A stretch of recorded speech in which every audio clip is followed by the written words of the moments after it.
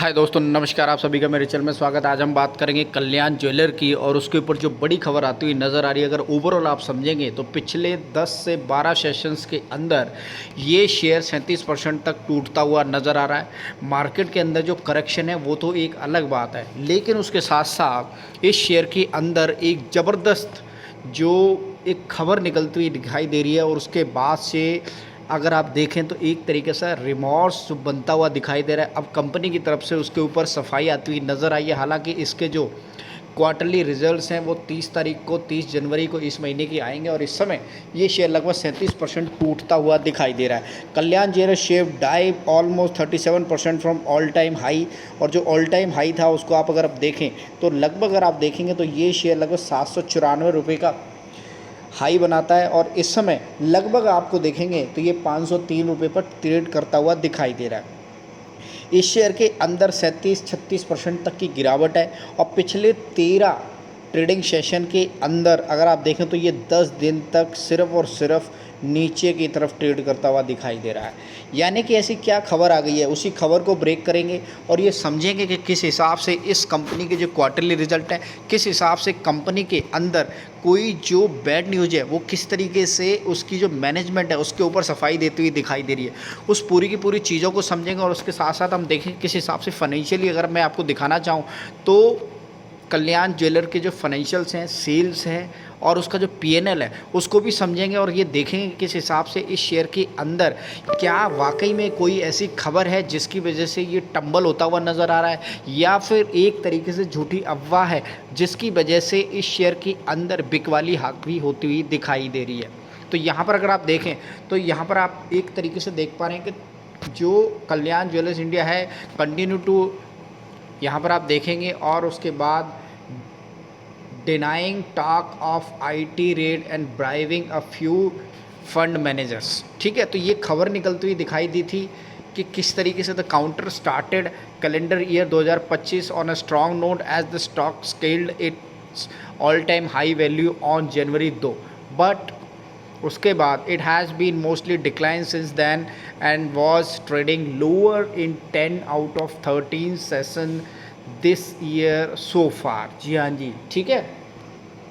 तो आप ये समझ सकते हैं कि आप ब्राइबरी का जो और उसके बाद घूस का या आईटी के ऊपर जो कुछ रेड वाली बात थी वो किस हिसाब से सच है झूठ है उसके ऊपर समझेंगे और ये देखेंगे किस हिसाब से इस शेयर के अंदर जो मैनेजमेंट की तरफ से सफाई दी जा रही है उसको भी देखेंगे। तो यहाँ पर आप देख सकते हैं किस हिसाब से the jewellery maker is a recent earning audio call release on 14 जनवरी को, यानी कि 2-3 दिन पहले आई है। Stated a no IT raid. जी हाँ जी, no IT raid has been conducted at its premises and its termed bribery allegations जो थे वो झूठे हैं।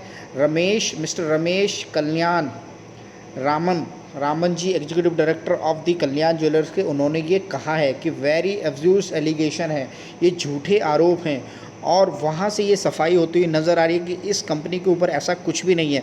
हम एक तरीके से साफ़ सुथरी छवि के साथ बिजनेस करने वाले हैं और अपने सभी स्टेक होल्डर्स के साथ इंटीग्रिटी और ट्रांसपेरेंसी के साथ काम करते हैं। तो एक तरीके से जो सफाई निकलती हुई दिखाई दे रही कंपनी की तरफ से वो यहाँ पर आप अच्छी तरीके से पढ़ सकते हैं। और जहाँ पर अगर आप देखें तो there has been a no raid at any of the our premises, it was just a rumours. ठीक है जी। Inventory level as mentioned in the financial statement goes through multiple level of the audio. We have rapid around 450 crore debt over last 18 month इन्होंने ख़त्म किया है। This is additional to around 170 crore dividend pay out जो उन्होंने किया है अपने profits में से। इसके साथ साथ मिस्टर कल्याण रामन जो है added the company is scheduled to declare third quarter के जो रिजल्ट्स आएंगे वो 30 जनवरी को आएंगे। ये पूरा का पूरा स्टेटमेंट है, इनकी तरफ से सफाई देते हुए दिखाई दे रहे हैं। और अगर मैं आपको बताऊं तो डेफिनेटली ऐसा कुछ नहीं हुआ होगा जब भी कोई डायरेक्टर्स हैं कोई भी झूठी कम्युनिकेशन नहीं करेंगे। अपनी कंपनी के अंदर उनको हर चीज़ की चीज़ पता होती है। अगर कोई रेड हुई है तो भी, या कोई भी इस तरीके से एलिगेशन लगते हुए नज़र आए तो डेफिनेटली ये एक तरीके से कोई रिमोर्स फैलाया जा रहा है मार्केट के अंदर। और कल्याण ज्वेलर्स के ऊपर अगर आप देखें तो बिकवाली हावी होती हुई दिखाई दे रही है। लेकिन आपको क्या डायरेक्शनली डाटा आपको कलेक्ट करना चाहिए इस सब के बीच में, उसी के ऊपर हम जो फाइनेंशियल है उसके ऊपर एक बार लेके चलता हूँ, जहाँ पर हम देखें किस हिसाब से इस कंपनी के अंदर फाइनेंशियली डाटा निकलते हुए दिखाई दे रहे हैं। तो मैं लेकर आ गया हूँ स्क्रीनर की वेबसाइट के ऊपर, जहाँ फाइनेंशियली रूप से हम ये समझेंगे कंपनी किस हिसाब से वर्क करती हुई दिखाई दे रही है। ओवरऑल 51,000 करोड़ से ज़्यादा की मार्केट कैप है, 10 रुपये की फेस वैल्यू, 322 रुपये का इसका लो है, 795 रुपये का इसका हाई है, और 502 और 3 रुपये पर इस समय ये ट्रेड करता हुआ दिखाई दे रही है। 82 रुपीज़ की इसकी स्टॉक भी है। तो एक तरीके से समझ सकते हैं। क्वार्टरली रिजल्ट्स को भी दिखाना चाहूँगा, जिसके अंदर अगर आप देखेंगे तो वहाँ पर भी आप देख सकते हैं क्वार्टरली सेल जो होती हुई नज़र आ रही है दिसंबर के अंदर, मार्च के अंदर, 24 जून के अंदर और सितंबर के अंदर। ठीक है जी। अब दिसंबर के डाटा फ्लैक्चुएट होता हुआ नजर आएगा। तो यहाँ पर आप देख सकते हैं कंसिस्टेंट परफॉर्मेंस बनी हुई है। 52-53 से 45-35 जो मार्च के महीने में थोड़ा सा डिक्लाइन आया था, लेकिन उसके बाद से अगर आप देखेंगे तो यहाँ पर आप देख सकते हैं कंटिन्यूसली सेल्स ऊपर की तरफ ग्रोथ होती हुई नजर आ रही है। अब दिवाली का जो महीने की सेल हुई होगी ना, वो अब आपको इस क्वार्टर के अंदर ऐड होती हुई नजर आएगी, जो 30 जनवरी को आएंगे रिजल्ट्स। ऑपरेटिंग प्रॉफिट भी कंटिन्यूसली बढ़ता हुआ नजर आ रहा है। कंसिस्टेंट परफॉर्मेंस की तरफ कंपनी जाती हुई दिखाई दे रही है। ओवरऑल अगर मैं ईयर ऑन ईयर बेसिस पे डाटा अच्छी तरीके से कैलकुलेट होता हुआ नज़र आएगा। यहाँ पर अगर आप देखें तो 22, 23, 24 और 24 और 25, ठीक है जी, इसका डाटा आप देख लीजिए। सेल्स के हिसाब से रॉबस्ट तरीके से ग्रोथ होती हुई नज़र आ रही है। यानी कि आप मल्टीफोल्ड इस शेयर के अंदर सेल्स है उसको ट्रैक कर सकते हैं। यहाँ पर देखिए 2023-24 के अंदर, सॉरी 22-23 के अंदर 14,000 करोड़ से ज़्यादा की सेल थी। 23-24 के अंदर 18,000 करोड़ से ज़्यादा की सेल थी। और 24-25 के अंदर जो अभी तक सेल निकलती हुई दिखाई दे रही है 21,000 करोड़ से ज़्यादा की हो गई है। अभी भी 3 महीने का यानी कि 1 क्वार्टर का डाटा इसके अंदर एड ऑन होना है। ऑपरेटिंग प्रॉफिट की बात करें तो कंपनी उस प्रॉफिट से धीरे धीरे अपने जो डेट है उसको भी कम करती हुई जा रही है। और यही रीज़न है कि कंपनी के ऊपर जो अब डेट है ऑलमोस्ट 1-1.5 साल के अंदर वो डेट फ्री भी हो जाएगी, क्योंकि जिस हिसाब से उन्होंने लास्ट 18 महीने के अंदर अपना डेट चुकाया, तो उससे आप ये समझ सकते हैं कि ऑपरेटिंग प्रॉफिट किस हिसाब से बढ़ रहा है। 853 करोड़ ऑपरेटिंग प्रॉफिट से कंपनी अब सीधा 1104 डिजिट में आ गई है। और 4 डिजिट में 1165, उसके बाद 1368, उसके बाद 1369। तो एक तरीके से आप ये समझ सकते हैं कि किस हिसाब से कंपनी आगे की तरफ भागती हुई दिखाई दे रही है। नेट प्रॉफिट की बात करें तो नेट प्रॉफिट के अंदर भी आप देख सकते हैं कि कंपनी नेट प्रॉफिट में जहां एक टाइम पे 224 करोड़ का नेट प्रॉफिट बनाया था, वो अब 432 और उसके बाद 596 और उसके बाद 626। यानी कि कंपनी के अंदर इस समय जो डाटा है वो बढ़िया फिल्टर होता हुआ निकल कर दिखाई दे रहा है। हर quarter year on year basis पे अगर आप देखें तो कंपनी ग्रोथ की तरफ भागती हुई दिखाई दे रही है। अगर इन्वेस्टर के डाटा को आप देखें तो यहाँ पर भी देखिए दिसंबर महीने की टैली आती हुई दिखाई दे रही है यहाँ पर, यानी कि डाटा फ्लैक्चुएट हो गया है।